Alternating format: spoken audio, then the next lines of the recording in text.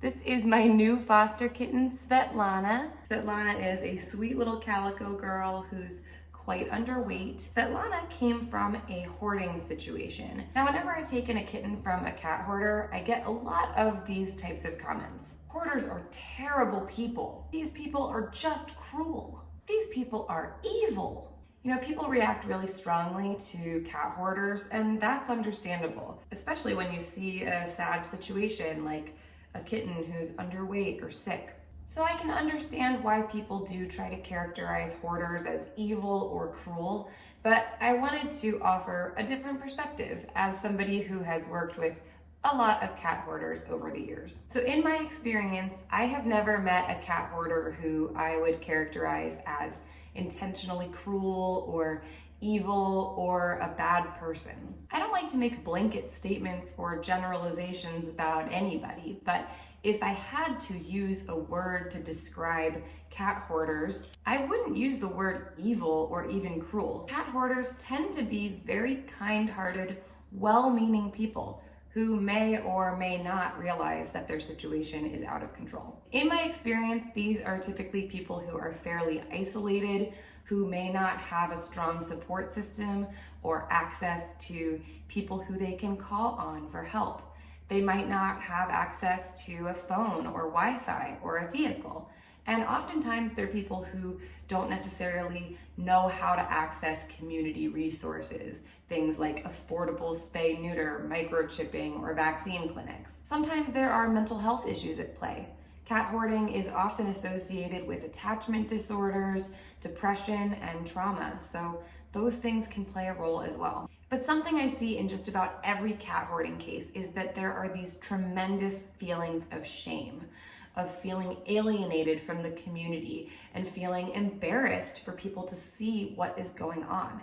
Those feelings of shame are what makes it so difficult to break through and actually provide people the help and resources that they need. So I want to give you a recent example. A few months ago, we showed up to a house where there were about 25 to 30 cats living indoors and outdoors. And in this area, the neighbors were very frustrated with the woman who was caring for these cats. Understandably, nobody wants to live next to a hoarder or have unneutered cats wandering around outside of their house or pregnant mom cats popping out babies on their porch. It's not pleasant. It makes sense. But after years of having people complain, it also makes sense that the woman in this house doesn't want to answer the door and talk to a stranger about the cats.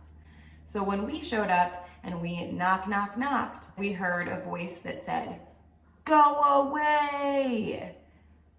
Well, that was pretty obvious that she didn't want us there. But what do you do when you know somebody needs help but is unlikely to accept that help from you right away? I'll tell you what I do. My tried and true method is to leave cat food for people.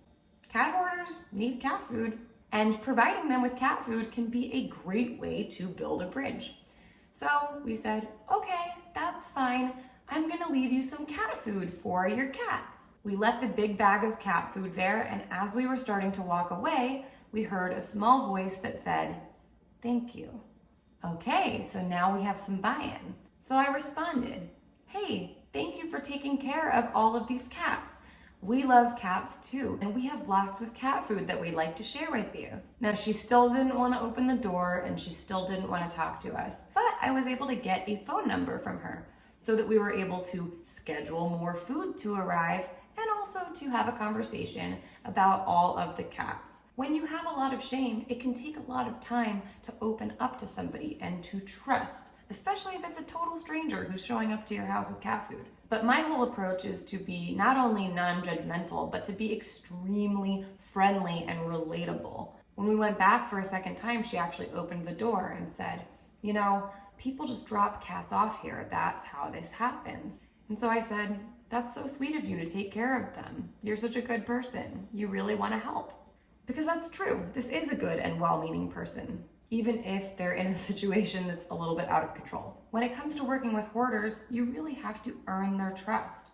A lot of people are very scared that you're going to take punitive action against them. You're going to come and take all of their cats away, which is, a very scary and traumatic thing for somebody who loves all of their cats, even if they have, not the best way of showing it. So we try to start slow and build that trust, bringing food, trying to get a couple of the cats spayed and neutered and bringing them back so the person can see, we will bring you these cats back, but we want to make sure that they are sterilized and have all of their medical needs met. Over the next several weeks, we were able to spay and neuter every single cat at the house. Now when she needs something, she knows that she has somebody she can call. She has a resource and she knows how to get the support that she needs. I think it's so incredible what a transformation is possible. That first day, all I was able to get was a go away. After that, she was cracking the door and talking to us. By the end of it, she was standing outside with tears in her eyes saying, "Thank you." Now, of course, this is all case by case. Every situation is going to be a little bit different. There are situations that might involve some cruelty or that need to involve law enforcement. There are situations where cats do need to be removed or where kittens need to be removed and placed for adoption. There's all sorts of different types of situations, but I would say for the most part, in my experience, these tend to be well-meaning people whose situation has gotten a little bit out of control, who don't really have access to the knowledge of resources in the community and who have a hard time asking for help. These are people who need a little bit of gentleness and kindness, somebody to go and relate to them and offer support in a non-threatening way. I mean, I think one of the most beautiful things about working with cat hoarders is that you're not only able to help the cats, but you're actually able to help the people. And you can see that shame melting away and it's replaced with this sense of pride.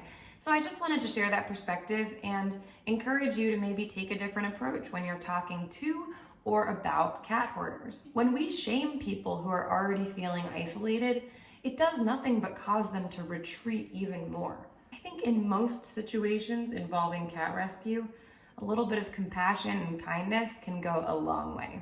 When we approach people with kindness, we're not just helping to improve their life, we're also able to help improve the lives of the cats too.